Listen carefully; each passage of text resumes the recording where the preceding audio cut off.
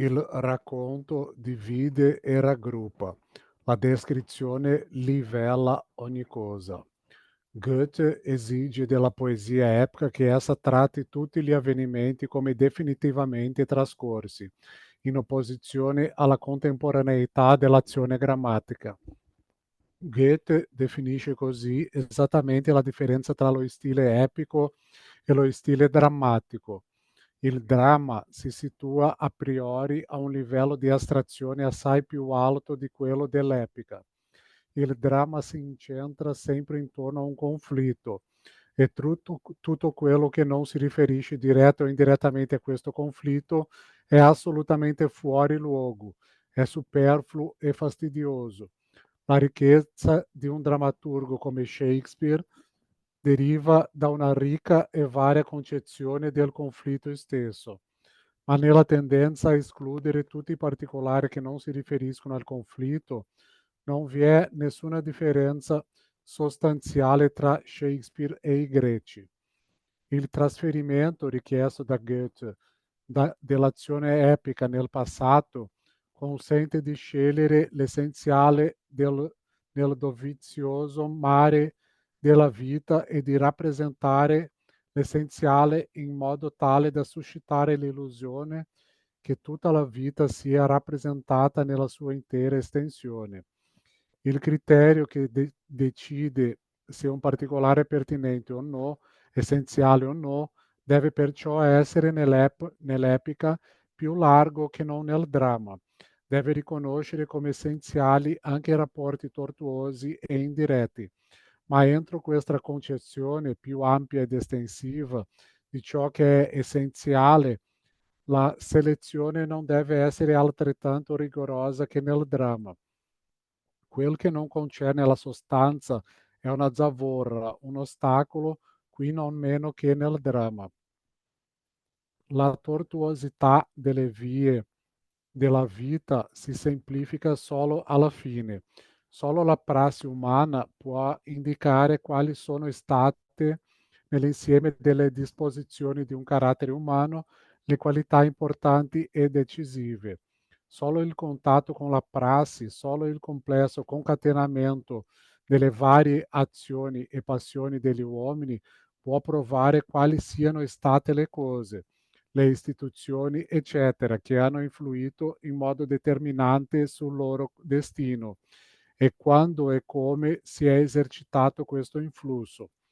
Di tutto ciò si può avere una visione d'insieme solo quando si è giunti alla fine. È la vita stessa che ha compiuto la selezione dei momenti essenziali nel mondo, sia soggettivo che oggettivo, dell'uomo. Lo scrittore epico che racconta una vicenda umana o un sviluppo di diverse vicende umane con occhio retrospettivo, partendo dalle posizioni finali, rende chiara e comprensibile al lettore quella selezione dell'essenziale che è già compiuta dalla vita stessa. Invece l'osservatore che è per forza di cose, sempre contemporaneo, deve perdersi nell'intrico di particolari in sé e per sé equivalenti, poiché la vita non ha ancora effettuato la sua selezione attraverso la prassi. Il carattere passato dell'epica è dunque un mezzo compositivo fondamentale prescritto dalla realtà stessa onde articolare e ordinare la materia. È bensì vero che il lettore non conosce ancora la fine. Gli si offre una quantità di particolari di cui non può afferrare sempre e subito il significato e l'ordine di importanza. Gli si suscitano dei presentimenti che il corso ulteriore della narrazione potrà confermare o confutare, ma il lettore viene condotto attraverso il ricco e molteplice intreccio dei motivi della mano dell'autore, il quale nella sua onniscienza conosce lo speciale significato di ogni minimo particolare ai fini della soluzione definitiva, del definitivo palesarsi dei criteri, dei caratteri e opera soltanto con particolari che possono assolvere a questo compito nell'insieme dell'azione. L'onniscienza dell'autore dà sicurezza al lettore e lo installa familiarmente nel mondo della poesia, anche se egli non sa in anticipo quel che accadrà. Può tuttavia presentire con sufficiente esattezza la piega che sarà presa dagli avvenimenti in forza della loro logica interna e dell'intima necessità dei personaggi. È vero, non sa tutto quell'andamento dell'azione e non sa tutto sull'andamento dell'azione e sull'evoluzione che subiranno i personaggi, ma in generale ne sa di più dei personaggi stessi. È vero che nel corso della narrazione, a mano che i suoi momenti essenziali si vanno rivelando, i particolari entrano in una nuova luce. Per esempio, quando Tolstoi, nella novella Dopo il ballo, descrive il padre della donna amata dal protagonista, attribuendogli un commovente spirito di abnegazione per la figlia, il lettore subisce il fascino della narrazione senza intenderne tutto il significato. Solo dopo il racconto della punizione militare, in cui lo stesso padre amoroso appare in veste di brutale aguzzino, la tensione si scioglie completamente.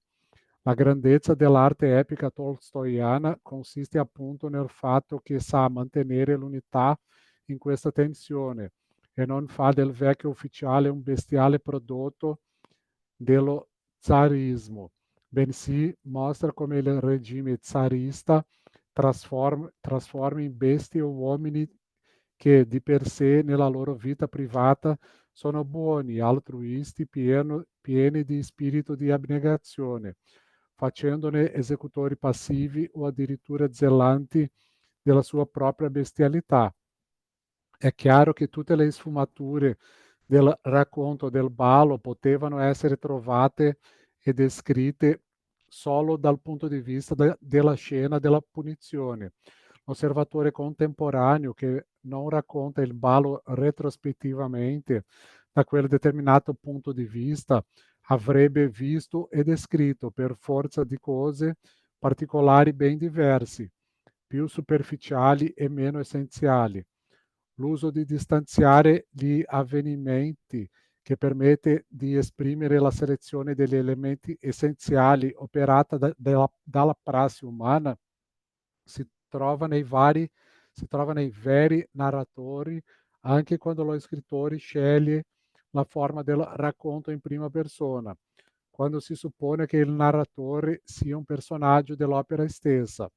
Tale è il caso della novella tolstoiana ora ricordata, ma anche se si prende un romanzo narrato in forma di diario, come il Werther di Goethe, si può sempre osservare che le singole parti sono respinte nel passato, ad una certa, per quanto breve, distanza, che aiuta ad operare la necessità di selezionare ad operare la necessaria selezione degli elementi essenziali attraverso l'azione degli avvenimenti e degli uomini su Werther stesso. Solo così le figure del romanzo assumono contorni netti e definiti senza per questo perdere la loro capacità di trasformarsi. Anzi, solo così la trasformazione dei personaggi agisce sempre in modo da arricchirli, da riempire i loro contorni di una vita sempre più intensa. Il vero asilo dato dalla lettura di un romanzo è quello per cui si attende impazientemente questo evolvere di personaggi a noi già familiari, il loro affermarsi o il loro fallire. Perciò, nella grande arte epica, la fine può essere anticipata fin dal principio. Si pensi agli esordi dei poemi omerici che riassumono brevemente il contenuto e la conclusione del racconto. Come si spiega allora la tensione che tuttavia vi regna?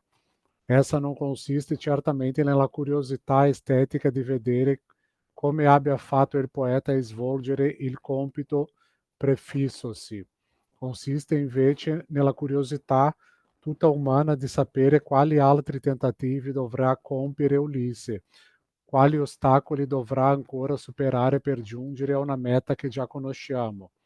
Anche nella novella di Tolstoi abbiamo appena analizzato, noi sappiamo in precedenza che l'amore del narratore non condurrà al matrimonio. La tensione non consiste dunque nel desiderio di apprendere che cosa succederà di questo amore, bensì in quello di sapere in che modo si è trasformato quello spirito di ironica e adulta superiorità che ci è già noto come caratteristico del personaggio che narra la vicenda. La tensione propria dell'opera d'arte veramente epica concerne dunque sempre destini umani. La descrizione rende tutto presente. Si raccontano avvenimenti trascorsi mentre si descrive ciò che si vede e la presenza spaziale conferisce ad uomini e cose una presenza anche temporale.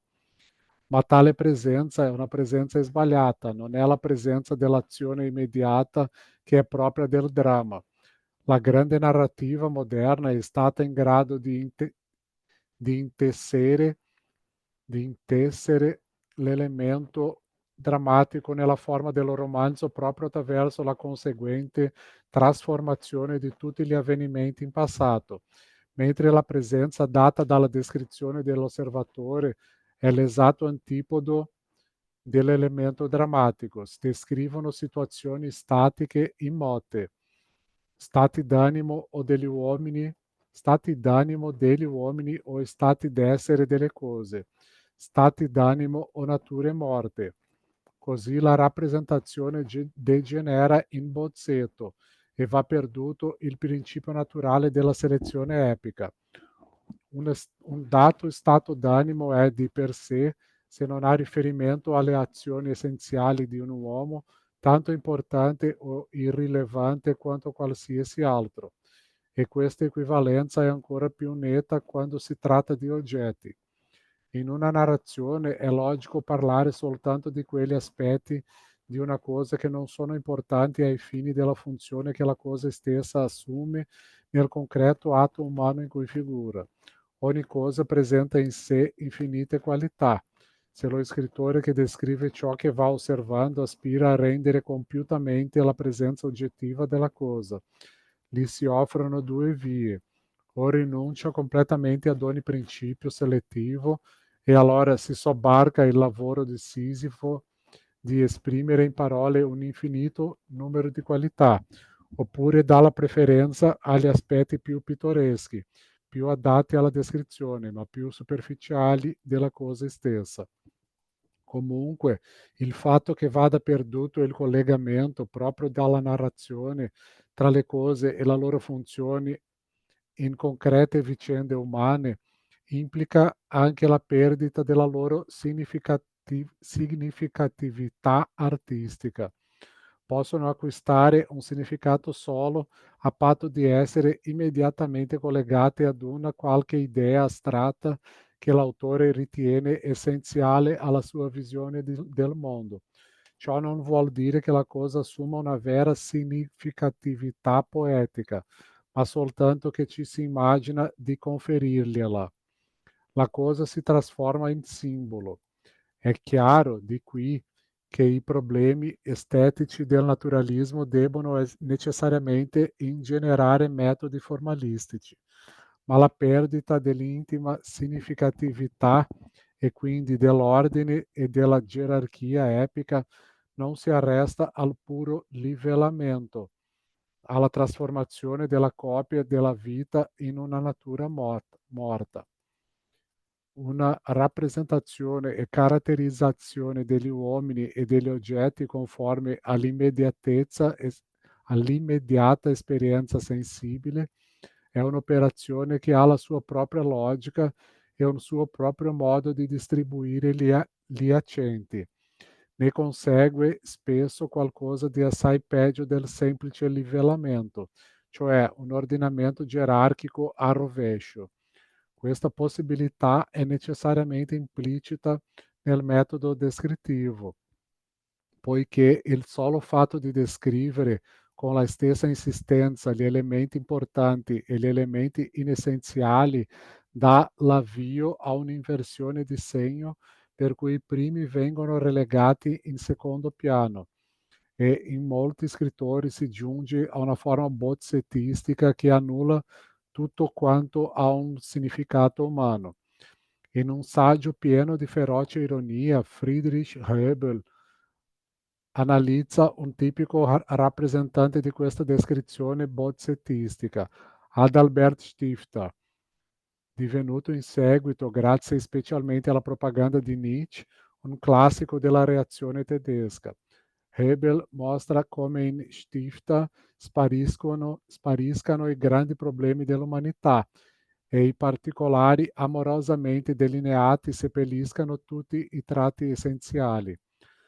Siccome il muschio sembra molto più importante se il pittore non si cura dell'albero e l'albero risalta assai meglio se scompare il bosco, scoppia una esultanza generale e artisti le cui forze bastano appunto a rendere la vita minuta della natura, che se guardano bene per istinto dal fissarsi mete più elevate, vengono innalzati assai al di sopra di altri che non descrivono la danza dei moscerini per il semplice fatto che essa non è assolutamente visibile accanto a quella dei pianeti.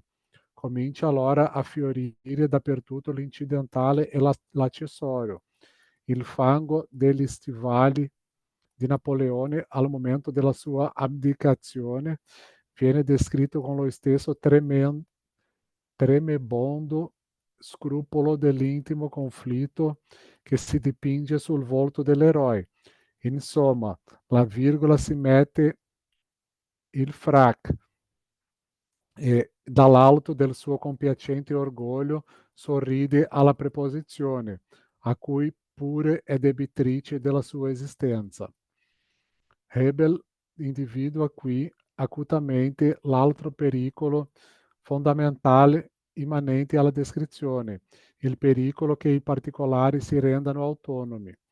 Con la perdita della vera arte del racconto, i particolari cessano di essere portatori di momenti concreti dell'azione per acquistare un significato indipendente dall'azione stessa e dal destino degli uomini che agiscono, ma con ciò va perduto ogni legame artistico con l'insieme della composizione. La falsa contemporaneità propria della descrizione si manifesta nel disintegrarsi della composizione in momenti slegati ed autonomi.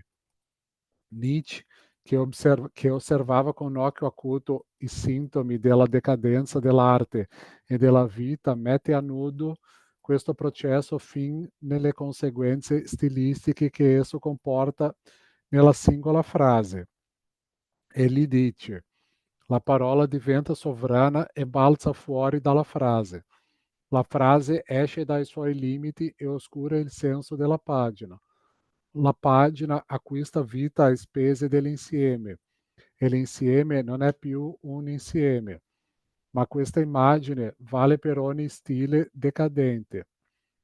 La vivacità, la vibrazione e l'esuberanza della vita si ritirano nelle strutture più minute, mentre il resto rimane povero di vita. L'insieme non vive più, è composto, calcolato, artificiale, è un artefatto. L'autonomia dei particolari ha effetti assai diversi, ma egualmente deleteri, sulla rappresentazione delle vicende umane. Da un lato, gli scrittori si sforzano di descrivere i particolari della vita nel modo più completo, plastico e pittoresco possibile, e conseguono in ciò un'eccezionale perfezione artistica. Ma la descrizione delle cose non ha più nulla a che fare con le vicende dei personaggi. E non accade solo che le cose vengano descritte indipendentemente dalle vicende degli uomini e assumano quindi un significato autonomo che non spetterebbe loro nell'insieme dello romanzo. Anche il modo in cui sono descritte rientra in una sfera completamente diversa da quella in cui agiranno i personaggi. Quanto più gli scrittori si volgono al naturalismo, quanto più si sforzano di raffigurare soltanto uomini mediocri, attribuendo loro solo idee, sentimenti e parole propri della realtà quotidiana, e tanto più stridente si fa il contrasto. Nel dialogo si trova l'arida, piatta prosa della vita borghese di tutti i giorni. Nella descrizione, la massima ricercatezza propria di un'arte raffinata, da laboratorio. Gli uomini così raffigurati non possono avere nessun rapporto di sorta con gli oggetti così descritti. Ma se si istituisce un rapporto sulla base della descrizione, la faccenda diventa ancora più grave. Allora l'autore descreve dal punto di vista della psicologia dei suoi personaggi, prescindendo completamente dal fatto che è impossibile attuare questa rappresentazione in modo conseguente, se non in forma di un romanzo in prima persona improntato a un estremo soggettivismo. Essa distrugge ogni possibilità di ottenere una composizione artistica. L'osservatorio dell'autore si sposta continuamente da un punto all'altro e questo variare delle prospettive genera un perpetuo baluginio di fuochi fatui. L'autore perde la chiaroveggenza e l'onniscienza che distinguevano l'antico narratore. Egli scende intenzionalmente a livello dei suoi personaggi. Egli sa della situazione solo quel tanto che ne sanno, di volta in volta, i personaggi stessi. La falsa contemporaneità del metodo descrittivo trasforma il romanzo in un rutilante caos caleidoscopico. Sparisce così dallo stile descrittivo ogni connessione epica su cose inanimate, feticizzate, passa l'alito senza vita di un fugace stato d'animo. La connessione epica non consiste soltanto nel susseguirsi dei vari momenti. Se i singoli quadri o quadretti che vengono descritti si dispongono in una serie temporale, ciò non basta a creare la connessione epica. Nella vera arte narrativa, la serie temporale degli eventi viene rivissuta artisticamente e resa sensibile con mezzi assai complessi. È lo scrittore stesso che, nel suo racconto, deve muoversi con la massima disinvoltura tra passato e presente, affinché il lettore possa chiaramente percepire il vero concatenarsi delle vicende epiche, il modo in cui esse derivano l'una dall'altra. E solo intuendo questo concatenamento, questa derivazione delle vicende l'una dall'altra, il lettore può rivivere la loro reale successione temporale, il loro storico susseguirsi. Si pensi al duplice racconto della corsa di cavalli nell'Anna Karenina di Tolstoi. Si pensi nell'arte con cui lo stesso Tolstoi racconta in Resurrezione l'antefatto dei rapporti tra Nekuyudov e la Maslova, a pezzi staccati o successivi, ogni volta che il riscaramento di una parte del passato implica immediatamente un passo avanti nell'azione. La descrizione abbassa gli uomini al livello delle cose inanimate, va così perduto il fondamento della composizione epica. Lo scrittore che segue il metodo descrittivo compone prendendo le mosse delle cose. Abbiamo visto come Zola ci rappresenta il modo con cui uno scrittore affronta un argomento. Il vero centro dei suoi romanzi è un complesso di cose, il denaro, la miniera, eccetera. Questo metodo compositivo ha per conseguenza che i diversi aspetti oggettivi del complesso di cose formano le singole parti del romanzo. Abbiamo visto come in Nanà il teatro venga descritto in un capitolo visto dalla platea, in un altro capitolo visto dalle quinte. La vita degli uomini, il destino dei protagonisti costituisce solo un tenue filo necessario per allacciare e raggruppare questi quadri oggettivamente conchiusi in sé. La- A questa falsa oggettività corrisponde un'altrettanto falsa soggettività, poiché dal punto di vista della connessione epica non si guadagna molto ad erigere a principio compositivo la semplice successione degli eventi di una vita, a costruire il romanzo in base alla soggettività isolata, concepita liricamente e abbandonata a se stessa di un personaggio. Il susseguirsi di impressioni soggettive è tanto poco sufficiente a fornire la connessione epica quanto il susseguirsi di complessi di cose feticizzate, per quanto si tenti di gonfiarli a simboli. In entrambi i casi si hanno quadri singoli che stanno appesi l'uno accanto all'altro, così isolati dal punto di vista artistico come i quadri di un museo. Se gli uomini non stanno tra loro in mutui, pugnaci rapporti, se non sono messi alla prova da vere azioni, tutto nella composizione epica è abbandonato all'arbitrio e al caso. Nessuna psicologia, per quanto raffinata, e nessuna sociologia, per quanto posi a pseudoscienza, può istituire in questo caos una vera connessione epica. Il livellamento determinato dal metodo descrittivo fa sì che in tali romanzi tutto assuma un carattere episodico. Molti scrittori moderni guardano altezzosamente ai metodi antiquati e complicati con cui i vecchi romanzieri avviavano le loro trame e istituivano tra i personaggi rapporti intricati e contrastanti, donde risultava la composizione epica. Sinclair Lewis paragona da questo punto di vista il metodo compositivo di Dickens e quello di Dos Passos. Il metodo classico, ossia, era congegnato in un modo bem faticoso. Per una malaugurata coincidenza, il signor Jones doveva viaggiare proprio dalla stessa diligenza del signor Smith, e ciò affinché potesse capitare qualcosa di penoso e di divertente. In Manhattan Transfer i personaggi o non si incontrano affatto, oppure il loro incontro avviene nel modo più naturale del mondo.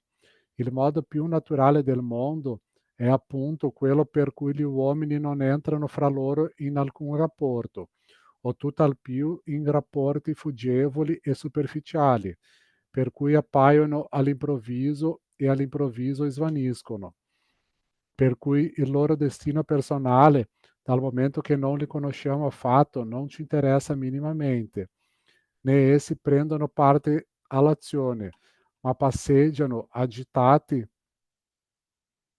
da vari pensieri sullo sfondo oggettivo delle descrizioni del romanzo. Ciò è, senza dubbio, assai naturale. La questione è solo quella di sapere che cosa risulti da tutto ciò ai fini dell'arte narrativa. Dos Santos è un ingegno non comune e Sinclair Lewis è uno scrittore notevole. Proprio per questo ci interessa quanto affermava Lewis a proposito dei personaggi di Dickens e di Dos Santos. Certo, Dos Passos. Certo, Dos Passos non ha mai creato né riuscirà mai a creare personaggi duraturi come Pickwick, Micawber, Oliver, Nancy, David e sua zia, Nicholas, Smike o almeno un'altra quarantina. Ecco una preziosa confessione che testimonia di una grande sincerità. Ma se Sinclair Lewis ha ragione, e ha indubbiamente ragione, che valore artistico ha il modo più naturale del mondo di collegare i personaggi? Ma la vita profonda delle cose, la poesia delle cose, la verità poetica di tali descrizioni Ecco le obiezioni che potrebbero muoverci gli ammiratori del metodo naturalistico. Per rispondere a queste obiezioni occorre rifarsi problemi fondamentali dell'arte epica. Che cosa è che rende poetiche le cose nella poesia epica? È vero che una descrizione condotta col massimo virtuosismo e tecnicamente perfetta in ogni particolare di un ambiente come il teatro, il mercato, la borsa, eccetera, ne rende peculiare la peculiare poesia. Ci permettiamo di dubitarne. Palchi, orchestra, palcoscenico e palestra, quinte e guardarobe sono di per sé oggetti inanimati, privi di interesse, assolutamente impoetici, e continuano a restare tali anche se riempiono di figure umane, finché le vicende di questi uomini non sono in grado di suscitare in noi un'emozione poetica. Il teatro o la borsa sono punti nodali in cui si incrociano le diverse aspirazioni degli uomini, sono osservatori o campi di battaglia in cui si rivelano i contrastanti rapporti degli uomini fra di loro, e solo sotto questo rispetto, solo in quanto forniscono l'indispensabile mediazione concreta atta a mettere in evidenza concreti rapporti umani, solo in grazia di queste funzioni, di questa funzione mediatrice, il teatro e la borsa acquistano un valore poetico, diventano poetici. Una poesia delle cose, indipendente dall'uomo e delle vicende umane, non esiste in letteratura. Ma non basta, è più che dubbio che la tanto vantata compiutezza descrittiva e la verità dei particolari tecnici siano in grado di dare anche soltanto un'idea efficace dell'oggetto descritto. Ogni cosa che abbia un'effettiva funzione nell'azione di un uomo che ridesta in noi interesse poetico diventa poeticamente significativa in forza di tale suo nesso con l'azione, purché questa venga correttamente narrata. Basti ricordare l'effetto altamente poetico nel Robinson Crusoe, gli, gli strumenti scampati al naufragio. Si pensi invece a una qualsiasi descrizione zoliana. Prendiamo per esempio da Nannà un quadro di ciò che avviene dietro le quinte. Un telone stava scendendo, si sistemava lo scenario del terzo atto, la grotta dell'Etna. Alcuni uomini piantavano delle stanghe nelle scalanature, altri andavano a prendere i telai contro i muri della scena e venivano a legarli alle stanghe con forti corde. In fondo, per produrre il fascio di luce gettato dall'ardente fucina di Vulcano, un lampista aveva fissato un sostegno e ne accendeva i becchi, muniti di vetri rossi.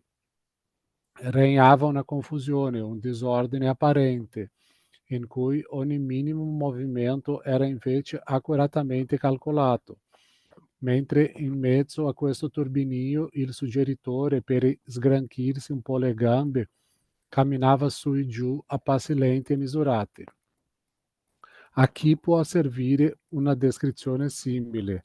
Chi non conosce già il teatro non se ne può fare un'idea esatta, e al competente di tecnica teatrale non dice niente di nuovo. Dal punto di vista poetico, la descrizione è assolutamente superflua, ma l'aspirazione alla massima verità oggettiva implica una tendenza assai pericolosa per il romanzo. Non occorre saper nulla di cavalli per rivivere il dramma della corsa di Vronsky. Invece le descrizioni dei naturalisti aspirano, nella loro terminologia, a una sempre maggiore precisione tecnica, utilizzando il linguaggio tecnico proprio del campo di cui si tratta. Così lo studio o l'officina vengono descritti attenendosi il più possibile alla nomenclatura del pittore o dell'operaio metallurgico. Quel che ne risulta è una letteratura per lo specialista o per il letterato che sa degnamente apprezzare la faticosa assimilazione letteraria di queste conoscenze tecniche, l'innesto di espressioni tratte da un gergo speciale sul tronco del linguaggio letterario. I Goncourt hanno espresso tale tendenza nel modo più preciso e paradossale, scrivendo: guai a quei prodotti artistici la cui bellezza non esiste che per gli artisti. Ecco una delle più grandi sciocchezze che siano mai state dette. È di D'Alembert. Combattendo la profonda verità del grande illuminista, questi corifei del naturalismo aderiscono senza riserve alla teoria dell'arte per l'arte. Le cose vivono poeticamente solo in quanto stanno in rapporto con le vicende umane. Perciò il vero narratore epico non le descrive, ma racconta la loro funzione nel concatenamento dei destini umani.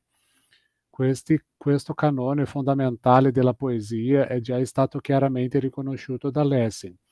Io trovo che Omero non dipinge altro che azioni progressive e tutti i corpi, tutte le cose singole, egli le dipinge solo per la loro partecipazione a queste azioni. E Lessing prova questa verità in modo così convincente, adducendo un significativo esempio omerico, che riteniamo utile riportare tutto il passo relativo del Laocoonte. Si tratta della rappresentazione dello scettro di Agamennone e di quello di Achille. Se, dico, dobbiamo avere un'immagine più precisa di questo scettro, allora che cosa fa Omero? Ci dipinge, oltre le borchie d'oro, oltre il legno e il pomo scolpito? Sì, se le descrizioni dovesse servire per l'araldica, ecco la critica anticipata della precisione alla Goncourt o alla Zola, GL. Perché un giorno, in tempi futuri, ne potesse essere fatto un altro sullo stesso modello. Eppure io sono certo che molti poeti moderni avrebbero fatto una simile descrizione araldica, con la ingenua opinione di aver proprio dipinto lo scettro, per la ragione che il pittore può imitare questa pittura. Ma che cosa importa ad Omero di lasciarsi indietro il pittore? Invece una riproduzione egli ci dà la storia dello scettro. Invece di una riproduzione egli ci dà la storia dello scettro.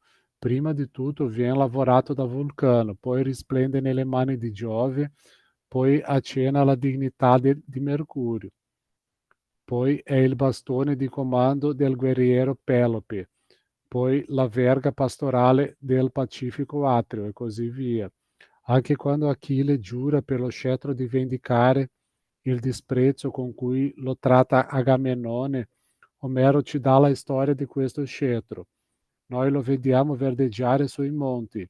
La scure lo separa dal tronco, lo sfoglia e lo scortica e lo rende adatto a servire ai giudici del popolo come segno della loro dignità divina.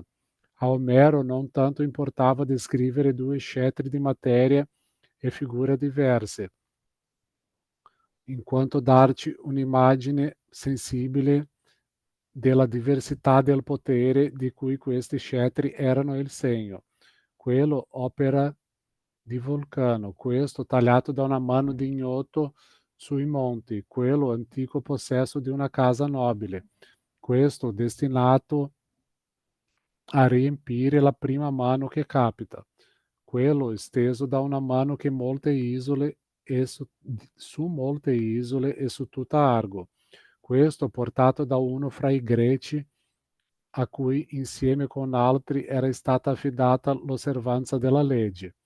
Tale era in realtà la distanza in cui si trovavano Agamennone e Achille, una distanza che Achille stesso, con tutta la sua ira cieca, non poteva fare a meno di riconoscere. Abbiamo qui una precisa esposizione di ciò che, nella poesia epica, rende le cose veramente vive e poetiche.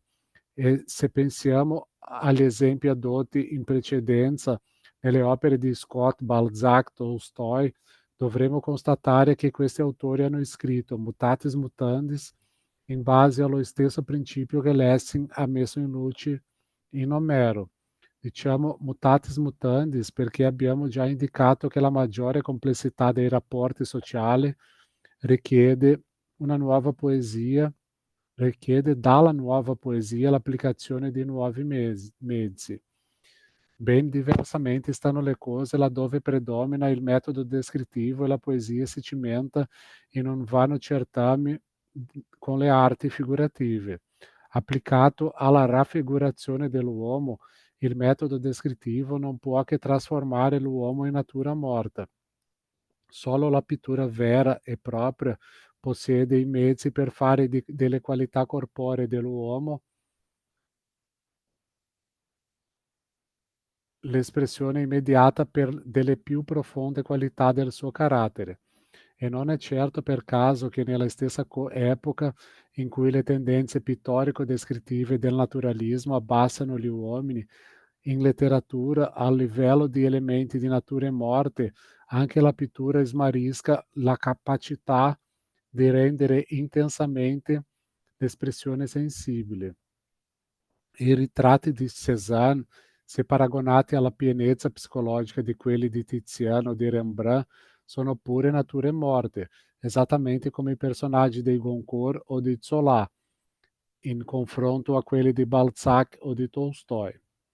Anche l'essenza corporea dell'uomo acquista vitalità poetica solo in rapporto agli altri uomini, nell'azione che esercita su di essi.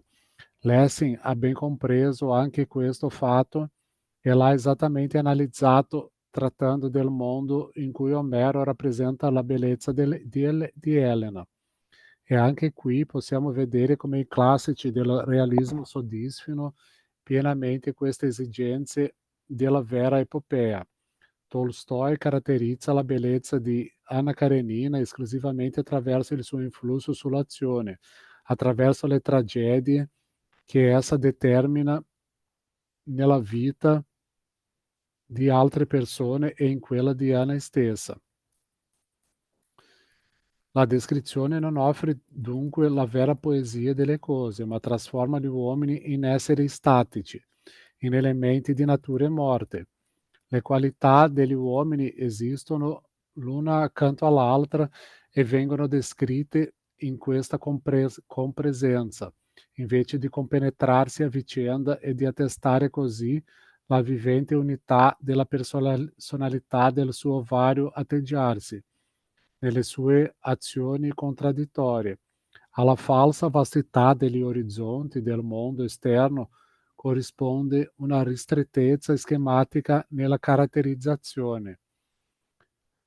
L'uomo appare come prodotto finito di componenti sociali e naturali, magari di varie specie. La profonda verità sociale del mutuo compenetrarsi nell'uomo nell'uomo di determinanti sociali e di qualità psicofisiche va sempre perduta. Taine e Zola ammirano la rappresentazione delle passioni erotiche dell'Hulot balzacchiano, ma vi scorgono soltanto la descrizione medico-patologica di una monomania, mentre non si accorgono affatto del rapporto profondamente delineato tra l'erotismo proprio di Hulot e il suo curriculum di generale napoleonico, rapporto che Balzac pone in particolare rilievo contrapponendo all'erotismo di Hulot e quello di Crevel, tipico rappresentante della monarchia di luglio. La descrizione fondata sull'osservazione ad hoc è per forza di cose superficiale. Tra gli scrittori naturalisti, Zola è certo quello che ha lavorato più scrupolosamente e ha cercato di studiare i suoi temi più seriamente possibile. Tuttavia, molte delle vicende dei suoi personaggi sono false e superficiali, proprio in punti essenziali. Limitiamoci a qualche esempio menzionato dalla Farg. Zola spiega l'ubriachezza del minatore Coupeau con la disoccupazione, mentre la Farg dimostra che questa abitudine di alcune categorie di lavoratori francesi, tra cui i minatori, si spiega col fatto che essi trovano lavoro solo saltuariamente e nel frattempo devono aspettare nelle osterie. La Fargue mostra del pari che Zola riconduce superficialmente nell'Argent il contrasto tra Gundermann e Saccard e quello tra ebraismo e cristianesimo, mentre la lotta che Zola cerca di riprodurre si svolgeva in realtà tra il capitalismo vecchio stile e il nuovo tipo delle banche di deposito. Il metodo descrittivo è inumano, che esso, come si è visto, si estrinsechi nella metamorfosi dell'uomo e in natura morta, è solo un sintomo artistico di tale inumanità che si rivela pienamente negli intenti ideologico-estetici dei principali rappresentanti di questo indirizzo. Così la figlia di Zola riporta nella sua biografia la seguente dichiarazione del suo padre intorno a Germinal. Zola accetta la definizione di Lemaitre, un'epopea pessimistica dell'animale nell'uomo, a condizione che si definisca esattamente il concetto di animale. A parer vostro, scriveva Zola al suo critico, è il cervello che fa l'uomo, mentre io trovo che anche gli altri organi svolgono una funzione essenziale. Noi sappiamo che questa insistenza zoliana sull'elemento animalesco è una protesta contro quella bestialità del capitalismo di cui egli non comprese le ragioni, ma nella sua opera questa protesta irrazionale si traduce in una fissazione nell'elemento inumano, animalesco. Il metodo di osservazione e della descrizione sorge con l'intento di rendere scientifica la letteratura, trasformandola in una scienza naturale applicata, in una sociologia, ma i momenti sociali registrati dall'osservazione e rappresentati nella descrizione sono così poveri, tenui e schematici che poterono ben presto e facilmente convertirsi nell'estremo opposto, in un soggettivismo integrale. Tale è l'eredità che i diversi indirizzi naturalistici e formalistici del periodo imperialistico ricevettero in appannaggio dai fondatori del naturalismo.